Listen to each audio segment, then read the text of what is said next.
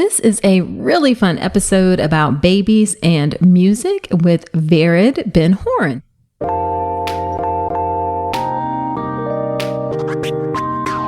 Welcome to the All About Pregnancy and Birth podcast. I'm Dr. Nicole Calloway Rankins, a board-certified OBGYN who's been in practice for nearly 15 years.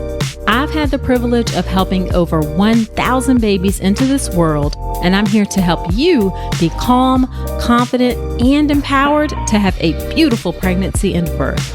Quick note, this podcast is for educational purposes only and is not a substitute for medical advice.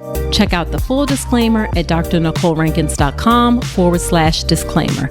Now let's get to it.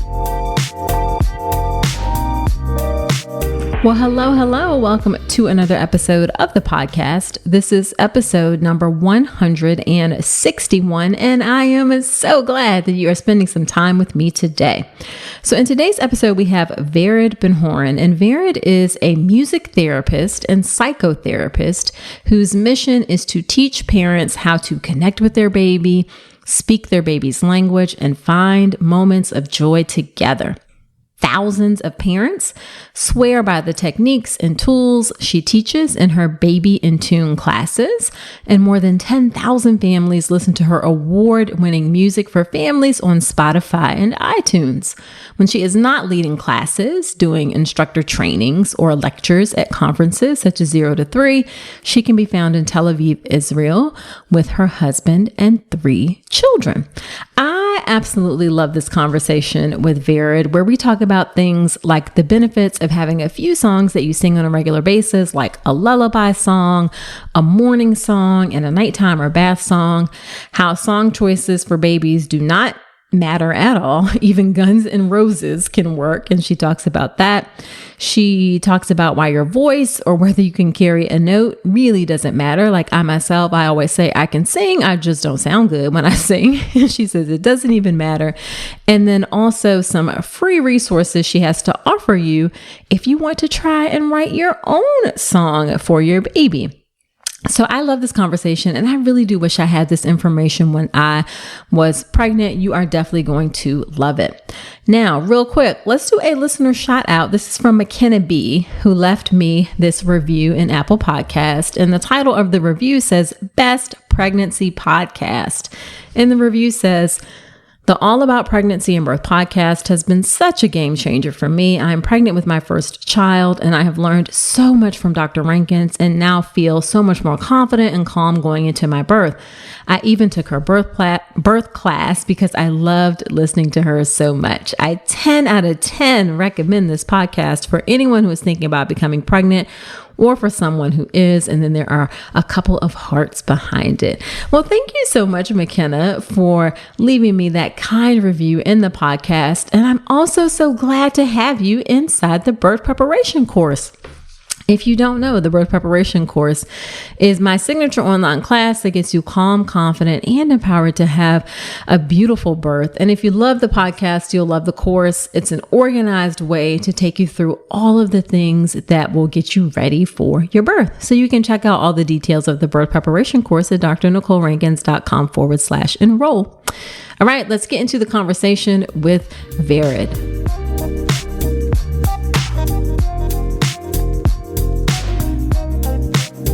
Thank you so much, Vered, for agreeing to come onto the podcast. I am so excited to talk to you about your work because it is really, really cool. I'm so excited to be here because, Nicole, I love your podcast. I'm a fan of it. So thank you for having me. Oh, thank you. Thank you. So why don't you tell us a bit about yourself and your work and your family? Okay. So I'm a mom of 3. I've got a 13-year-old, 10-year-old, and 7-year-old.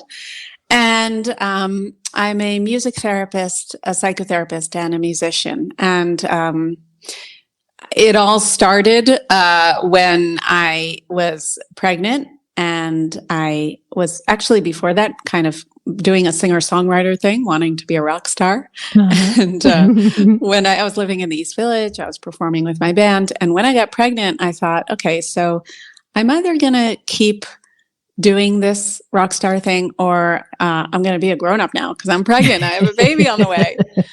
So I did. I actually decided to give up on the music.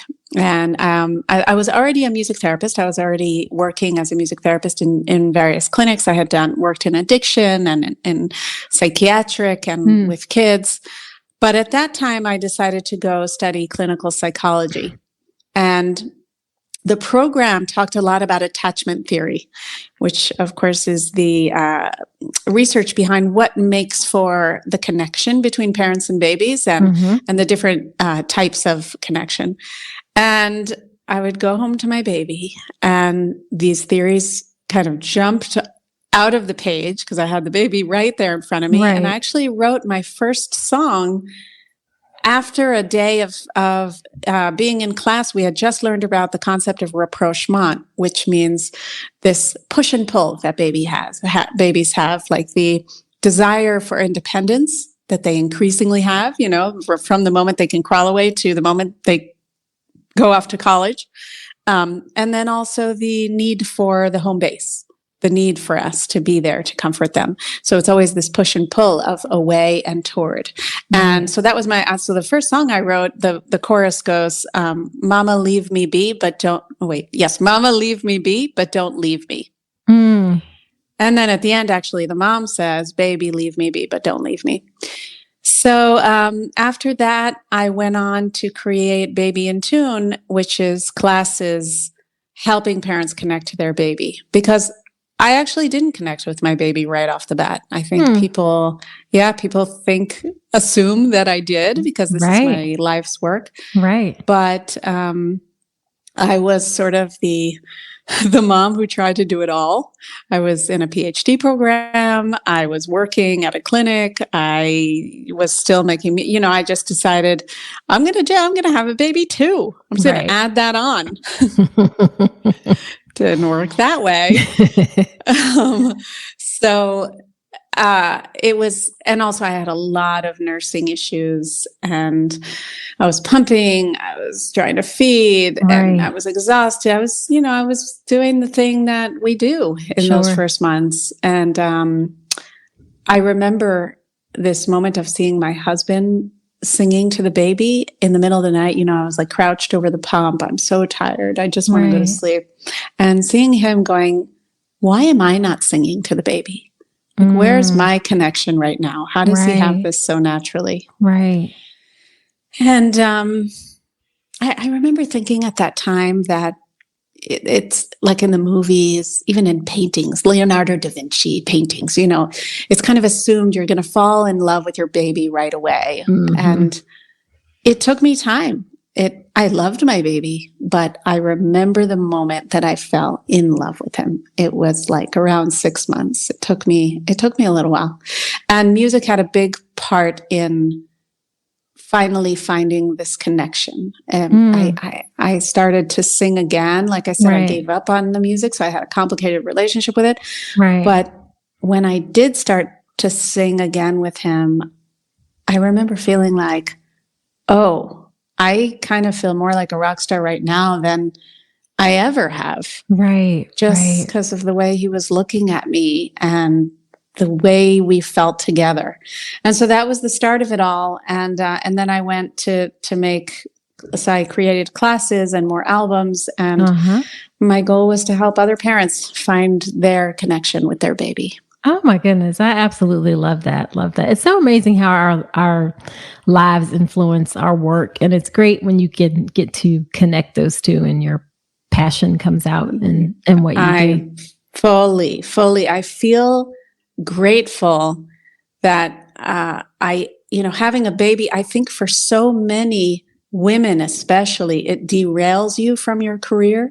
I've worked with so many women like that. And even for me, it took a while to get to understand what my priorities are, what I'm doing. But in the end, it actually brought all of my loose ends together. The therapist, the musician, the rock star, the mom. It really kind of helped me merge all of them.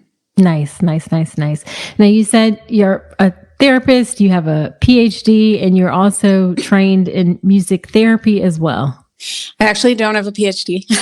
I never fully finished the program because I got pregnant with my second, but I have a master's in clinical psychology. I have a master's in music therapy.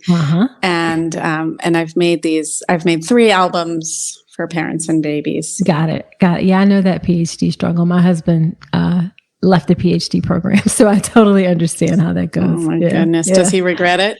No, he actually went on and did another program and ultimately finished. It took a while, but it also took a while to realize that the first program wasn't the right one either. So, right. Yeah, you just, it's always tell folks like a PhD is so much harder than an MD, I think. Oh yeah.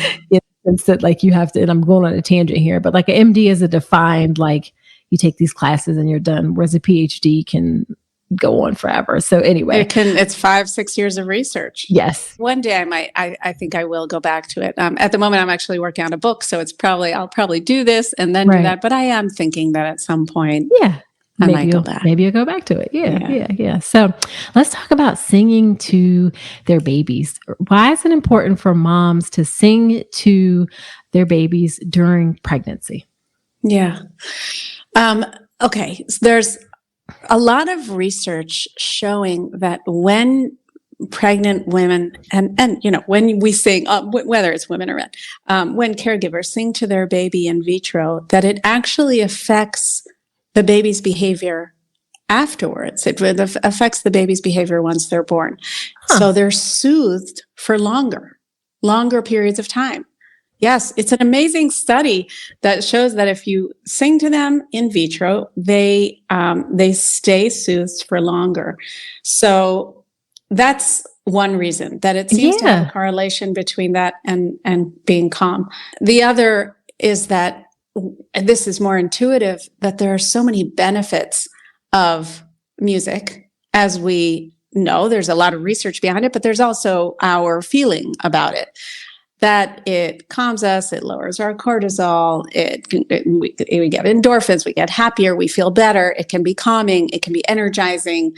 And that really helps in pregnancy as well, because 100%, yeah. Yes. I mean, so many changes are happening in the body. It's very stressful, and music helps us out of that a little bit, out of these little physical discomforts and into a place that's, I think some people might say music makes them feel more spiritual or more, for me, I always feel like it brings me into my sensing self and out of my thinking self. I love that. So I'm kind of more in the moment. I'm feeling my movements, and I'm looking around differently. I'm smelling, I'm tasting, I'm like feeling more grounded.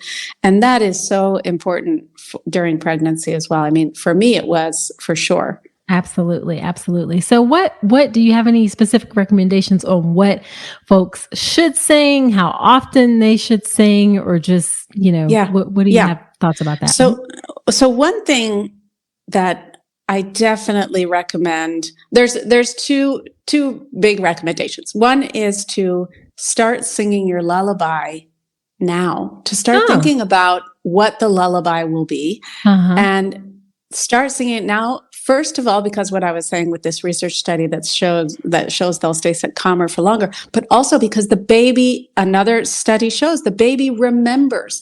Not only does the baby recognize the voice, their mother's voice, but they just haven't done the study with the men that are around, but they've done the study with women, so I could say the women, but they definitely recognize the voice.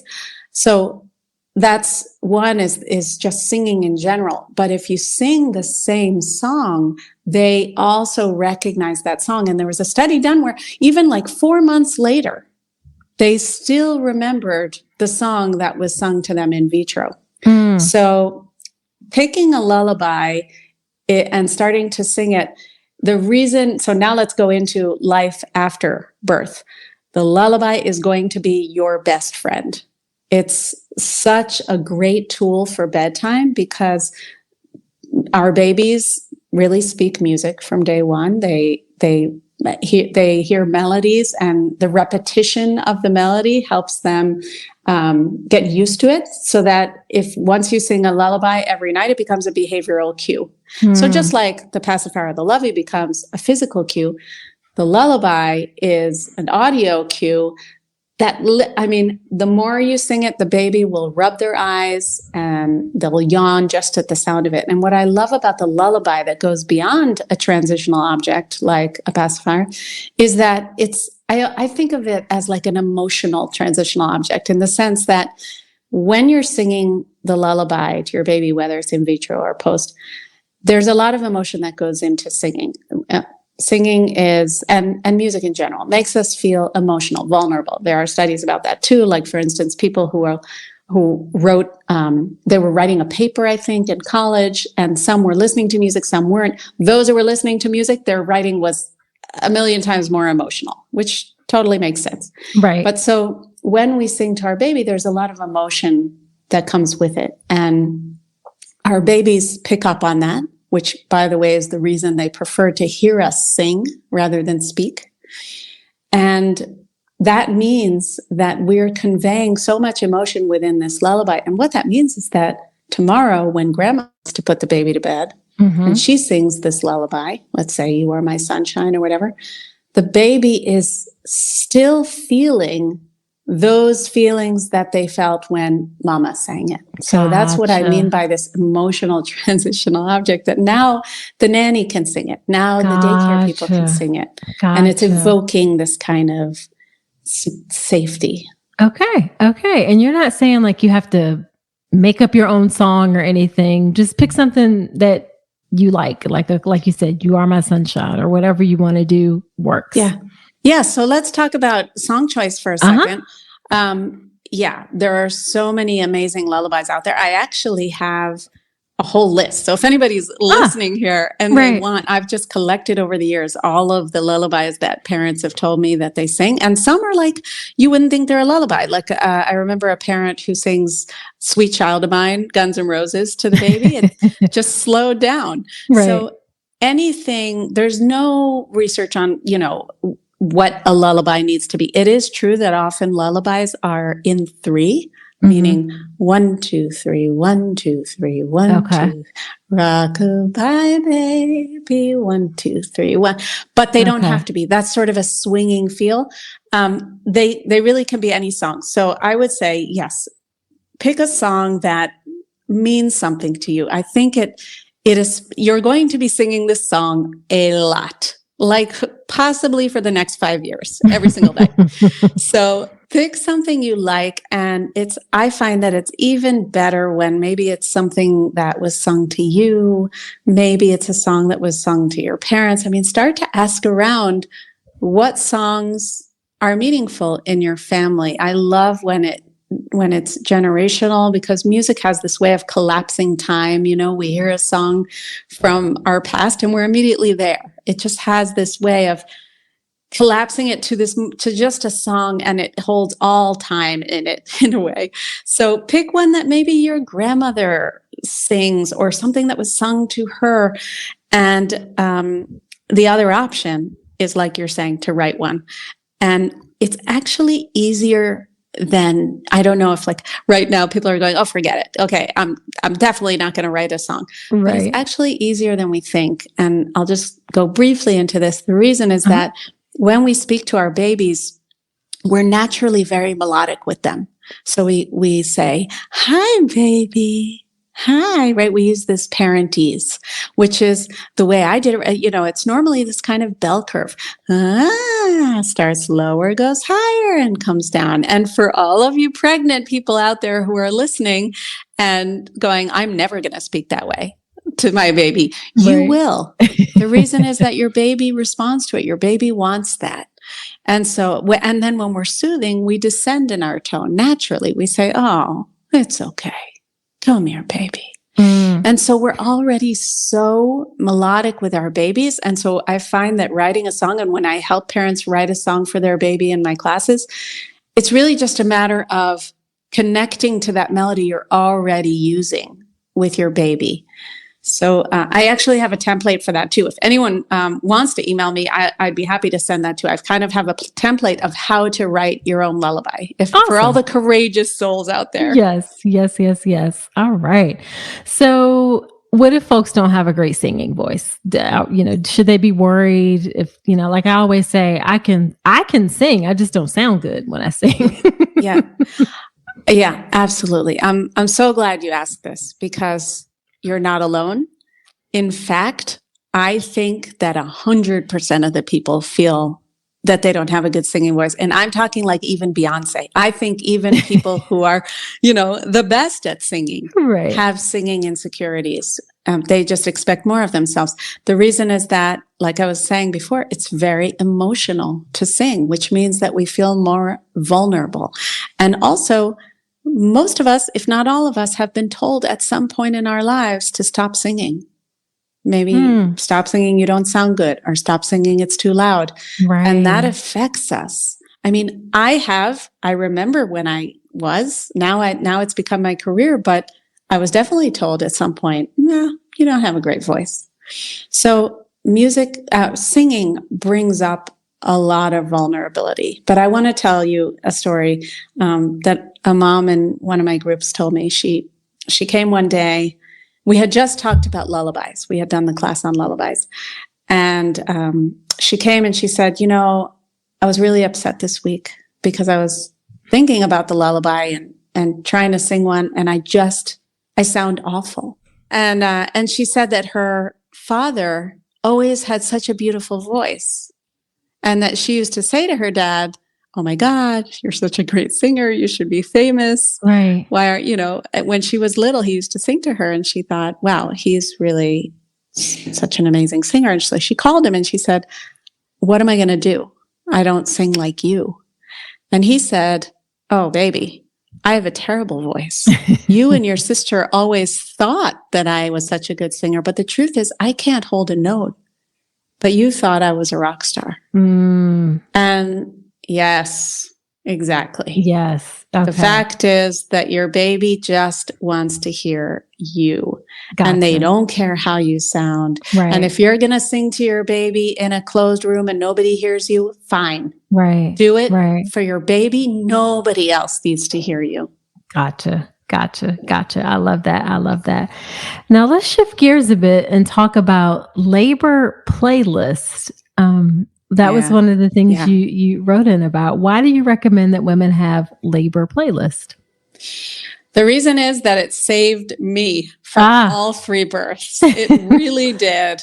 Music saved me in all 3 births. And the thing is, I'm a music therapist, so you would think that I would know the power of music, but I was surprised all over again that it did it, because each one of my births were so different, and each time it was music that got me through it. So with the first one, I kind of was so naive. I remember we carried like the bouncy ball to the hospital. I can't believe we brought the bouncy ball to the hospital. By the way, it saved us because the taxi dropped us off at the back of the building and we had to walk. It was in New York. We had to walk all the way around. And so I kept needing the bouncy ball to rest. Oh my goodness. I know.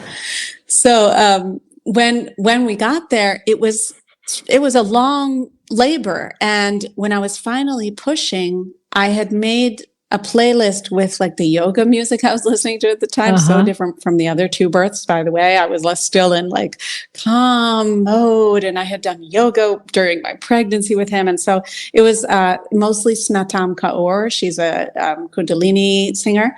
And during the pushing, I remember it being like as if I was in between pushing, I was sort of going into a Shavasana.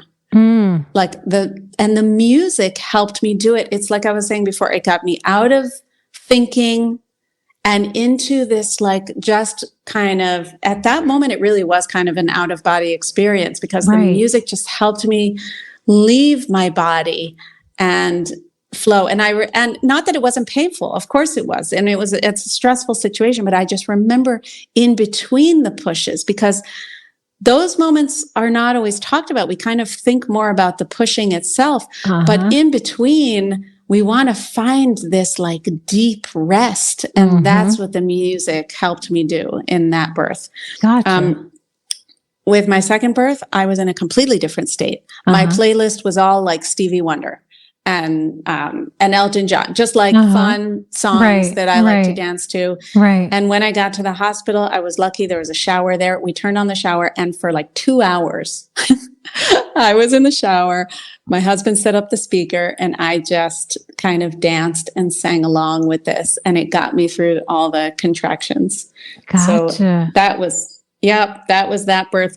The third birth was so fast, but I remember in the taxi, because it was so fast, it was painful and everything was happening really fast. But I remember in the taxi, a song came on that just kind of reminded me of the beauty of it. You can get into this like stress mode. So once again, it kind of relaxed me and brought down my cortisol. And I didn't even have time in that birth to put on my playlist.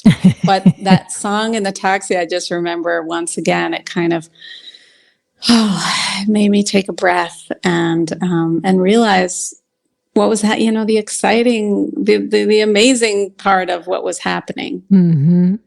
I love it. I love it. I love it. So do you have any specifics? Are you like create a couple of playlists, have some different options? Because in the moment, you may not know exactly how you feel. That's right. So yeah, I do like the idea of creating a couple of different playlists. You might want, more upbeat but I think that it really has to do with what music you're listening to during the pregnancy. What I find is that people's playlists that work during the birth are, there's a reason that certain songs are coming up for you during the pregnancy. So what are those songs that you're wanting to hear these days? What are the things that you're going to, on Spotify? And it doesn't matter how silly and weird and like maybe it's something from high school. It does, like whatever it is, that's what this baby is kind of calling for. That's what your body is calling for at the moment. So I do love one playlist just really being with all of the songs that are coming up. And then, I do think it's a nice idea to have a secondary playlist of, if that's upbeat, go do something calmer and vice versa. And maybe even have your partner or, friend or doula or whoever's going to be there with you, kind of suggest some stuff too, or make their playlist, because you never know how long you're going to be there. That is very true. Very true. And I love the idea of like, there's a reason that songs are coming up, pay attention to those little nudges. Yeah, exactly. Yeah. I mean, so when my first was born, the lullaby I started singing was Twinkle Twinkle, and I was like, oh God, I can't believe this is the one. But what are you gonna do? That's the one. That was the one that came up with him, and that's the one I had to stick with because I felt like, all right, well, I guess that's what this baby wanted. Right. Oh, all right. So let's switch gears and talk about after baby is here. I know you said you recommend having, sung a lullaby. Is there any other music that mom should prepare for after baby arrives, or songs, or what are your thoughts on that? Yeah. So definitely, I just want to reiterate the lullaby. And by the way, the lullaby, have a conversation with your partner. If there's a partner that's going to be with you, they can have their own lullaby too. It doesn't have to be something that you absolutely both, agree on. It can be a different one. My husband sang a lullaby in Hebrew. I sang a different one. And it will become the behavioral cue. Your baby it'll also be a mental cue. They'll kind of know that bedtime's coming. It's just so helpful. And along those lines, you can use the same theory for the morning song, the diaper changing song, the feeding song, because our babies really speak music from day one. They of course are not speaking language. They're kind of their language is body, voice, face, right? It's the gestures. This is the language our babies speak. And melody, you just see it right away, that how babies are tuned into melody, how after only 2 times of singing a song, they already know it. And there are studies about this too, by the way, with like babies hearing a rhythm and then hearing it again with a slight change and being able to, and actually hearing the difference. Or for instance, babies who, I don't know if you had this experience where you see a baby kind of kicking to the beat of the music and you think, wait a second, I think the baby's kicking to the beat. And they actually are. They are. It's pretty amazing. That is pretty amazing. Yeah. So it's really nice to have a morning song as well. The reason I love the morning song is that you're going to want something that cues to the baby, it's morning. It's time for us to be together now. Right. You're not going to sing the morning song at 3 a.m. You're not going to sing it at 5 a.m. You're going to sing it whenever you decide it's morning, and it's going to cue to the baby, okay, it's together time, it's playtime. But the other reason is that we tend to pick up the baby and then go from like the dark room and the sound machine, like this very quiet atmosphere, to the living room where there's chaos and there's light and there's phones ringing and food being made. But if you have a morning song, what I love for parents to do is pick up the baby, start to sing the song in the room, and help them transition from the room to the outside while you're singing this song. I mean, can you imagine that you pick up your baby and you start to sing, "Good morning, my love. Good morning, my love." And you're singing it sweetly, and then you slowly move out into the room. That's the kind of way we want to transition with our babies without having these abrupt transitions. And music is so helpful for that. So morning is one. Feeding, same thing. At the beginning, babies, they're going to be feeding all the time. Eventually, there's going to be a situation where your baby gets very frustrated until you get the food ready. Right. And when you have a feeding song, it cues the baby that food is on the way, because they do start to learn it. Same with bath time. Bath time is a great time to have a song, because you're saying to the baby, you are about to be submerged in water. And I sing this song now as I get you dressed. And soon you're going to be doing this thing, because otherwise it can be very jarring. And so with all of these songs, I could say to the baby, let's say with the lullaby, I could say to the baby, okay, good night, baby, I love you. And the next night say, sleep well. But if every night I'm singing, sleep, my baby, then the baby is going to get to know that. They'll get to know the bath song. They'll get to know the morning song. It really does work. So that's one thing, is to use songs with your routine moments. Beyond that, music is so helpful with language, because our babies are learning these melodies through the repetition. They're learning words, and even better when you're putting gestures with it. So similar when you think about like Itsy Bitsy Spider, this really helps babies learn, because it's really focusing on all their modalities of learning. Yes. I saw a really cool video on your site where it was like the nose and you were pointing out body parts.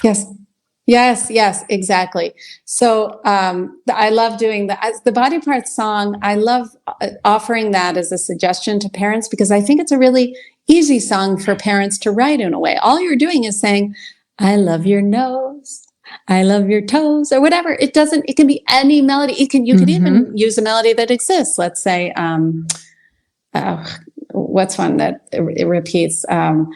I don't know, but let's say You Are My Sunshine. I love your nose, I love your toes, I love your hair, and I love your cheeks. Like, it could be anything. But I love when you're pointing to these body parts as you're saying them, then the baby is learning these body parts, because it becomes a symbol. So it's working on their audio, their visual, their kinesthetic, their tactile. It's really working on all modalities of learning.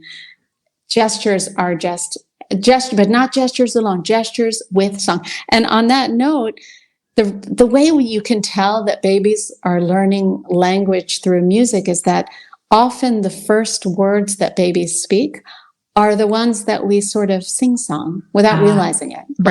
Like often a baby will say, uh-oh, will be their first one, because we always sing it the same way. Right. Or like my baby, her first word was diaper, because I always said, should we change your diaper? Should we change your diaper? And so her first word was papa. Yeah. I love that. Love that. Love that. Love that. And you said it earlier, but I want to be clear. You think dads can sing to baby too, correct? Oh God, yeah. Yes. I mean, like I said, my husband was the crooner way before me. And by the way, dads actually have a more resonant tone because they have a deeper tone. Their chest is vibrating more. So their chest is sort of like a natural vibrating chair for the baby in those first months, especially when they're kind of in froggy position and all they want to do is just lie on your chest. Right. The dad singing is beautiful because it creates a lot of vibration that our voices, we can try to do that and we can bring down our voices as low as possible, which I do work on that with the parents. How can we have a more resonant voice and a calmer voice, a voice that's more soothing? But dads have a very low and resonant tone. Got it. Love it. Love it. Love it. So dads, you can sing too. So as we wrap up, what would you say is the most frustrating part of your work? What's the most frustrating? And these are questions I ask all my guests. So what do you think is the most frustrating part? All right. So I do these classes and they're helping parents find these connection moments with their baby. They're really helping them find these moments of sort of like these magical moments. But that's not what brings parents to my classes. In a way, so what frustrates me is like, I'd like to say to parents, you should come to my class because I'm going to help you feel more connected. That ends up being the thing that parents always say, oh, it was the thing I didn't know I needed. Right. But they come because it's a music class. And I guess what I want to tell your audience is, you guys, connection is the most important. Once your baby is here, and even as we talked about in vitro, you can connect through the singing. That's the important stuff. There's so much, we have 50 years of research now, attachment theory, telling us that that's the stuff. That's what's going to affect your baby's well-being the most. Right. And so go into it knowing that, and that doesn't mean you have to be connected to your baby all the time. It doesn't mean you have to be present with them all the time. That's impossible. All it means is that you're going to work on it. You're going to find this way to feel connected to your baby during the day. And whether it's a few minutes here and there, however that is for you. But just knowing that that's the goal. That's Love it. Yep. Absolutely. Absolutely. So on the flip side, what's the most rewarding part of your work? Oh God, so many things. I feel so lucky to do this work. I guess I would say the emails that I get that are like, we were driving in the car today and your song literally saved us, or Aww. We were, playing today and what you taught us to do. Yes, those emails. The emails that I get that are just, even yesterday, I posted something that Mr. Rogers said, which was so amazing about children and how they kind of teach us. And someone wrote to me on Instagram, "You're as inspiring to me as Mr. Rogers." That's like the height of it. Yes. Doesn't get better than that. Love it. Absolutely love it. It's like, I'm wishing I would have found you when I was expecting. So this is just such really great, useful information and not hard to implement. Like, you're not saying this has to be difficult or complicated or anything like that. So then Exactly. Yeah. So what is your favorite piece of advice that you would give to expectant families? So I guess it really is to go with the music. I know I'm sounding like a broken record, no pun intended, but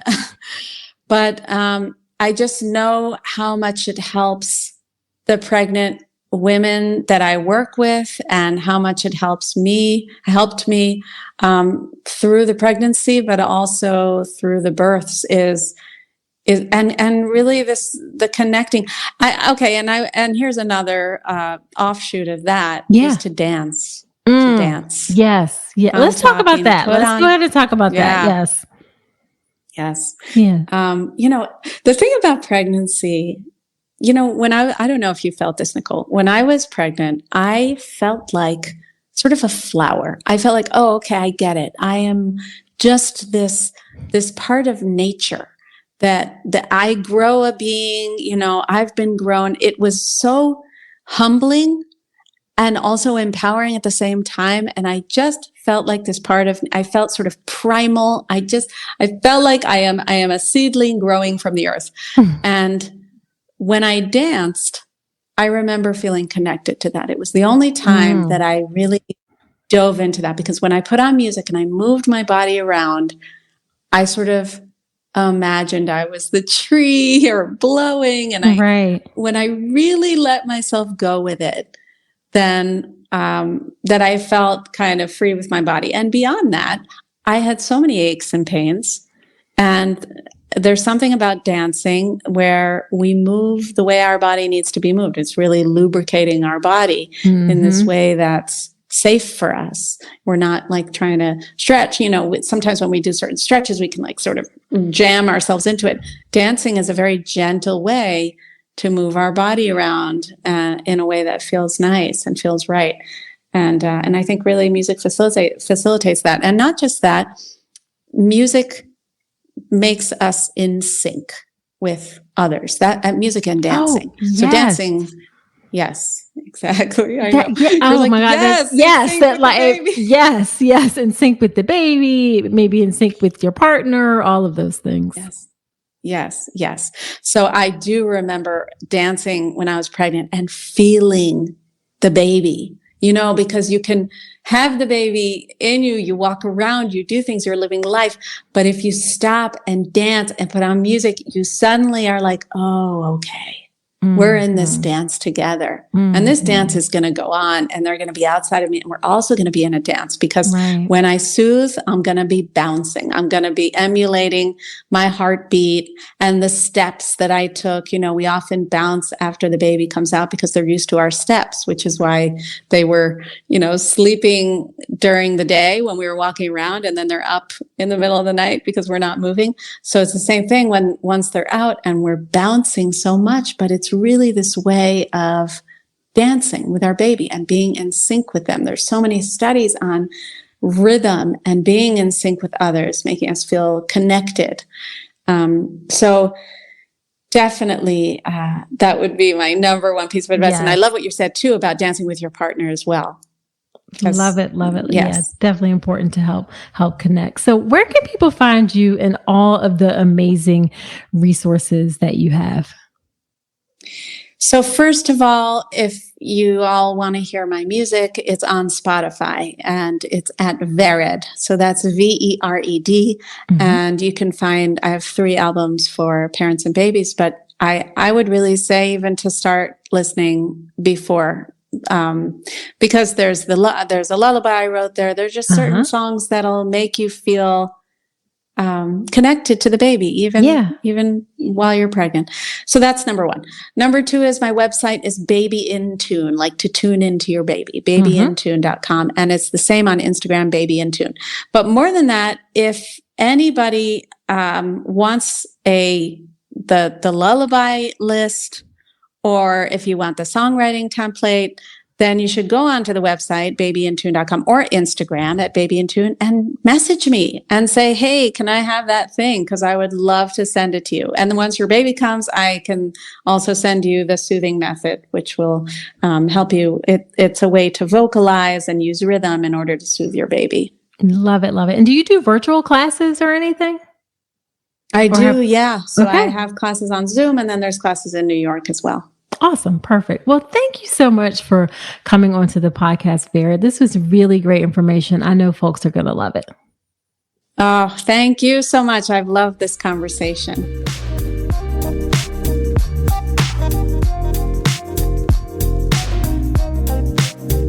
So wasn't that a great conversation with Vered? I really enjoyed that information, and it didn't feel overwhelming. It just felt like it could really be a fun thing to do. And I really do encourage you to check out her YouTube and her website, because she has some really, really cool videos there. And those links, of course, will be in the show notes. All right. After every episode, when I have a guest on, I do something called Dr. Nicole's Notes, where I talk about my top Takeaways from the episode. Here are my Dr. Nicole's notes from my conversation with Vered. And I just have a couple for this one. Number one, you may not have an immediate connection with your child, and that is okay. It took Vered, she said, about 6 months before she really felt that connection to her baby. That is not unusual. It doesn't mean that you're a bad mother. It doesn't mean that anything is wrong. You are two human beings who are getting to know each other. And it just may take a little bit of time. It doesn't mean that you don't love your baby with everything you have in your heart. It just takes a little bit to connect. You're two humans again, and you just may need a little bit of time. So if you don't have that immediate connection, don't feel bad. It is normal. And then the second point I want to make is that music can help create a safe environment during your labor. And there are some other things that can help with that too. I talk about that in one of the first lessons inside the birth preparation course. The fact that having a safe environment, or you feeling safe, is so important to help you relax into the process of labor and birth. If you are in a state where you feel fear, your body can shut down and labor won't happen. This is something that can actually happen in all mammals, where labor will stop if you feel like you are scared or afraid or not in a safe place. And music is one of the ways that you can help feel safer and more comfortable. Some other things that you can do are lights. Dim lights in the room often help. You can also use aromatherapy, like certain smells can help. You can also use things that make you feel at home, make you feel comfortable, like personal items, like a blanket or a pillow, or having photos around of people who are important to you. Again, I talk about that in more detail inside the birth preparation course. You can check out the birth preparation course at drnicolerankins.com/enroll. All right, so there you have it. I hope you enjoyed the episode. If you did, can you share it with a friend? Sharing helps the show to grow. It helps me to further my mission of serving as many first-time moms, especially, as possible. So please share this episode with a friend if you enjoyed it. Also, subscribe to the podcast in Apple Podcast or wherever you're listening to me right now. And I would love it if you leave that review, because I do shout outs from the reviews. And more importantly, I just love to hear what you think about the show. Also, do come follow me on Instagram, where we can continue the conversation there. There's also lots of great information that I post on Instagram about pregnancy and birth, including some funny stuff as well. So follow me on Instagram at Dr. Nicole Rankins. All right, so that's it for this episode. Do come on back next week, and remember that you deserve a beautiful pregnancy and birth.